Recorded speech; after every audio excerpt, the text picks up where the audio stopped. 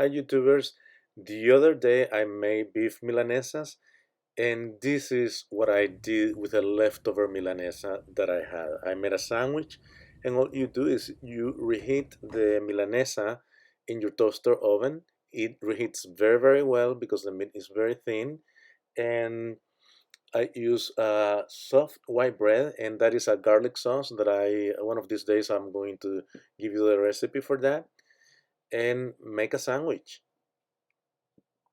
As usual, if you like the things that I do, my videos, please subscribe and give me a thumbs up. It's an easy sandwich to do, and it's very tasty too.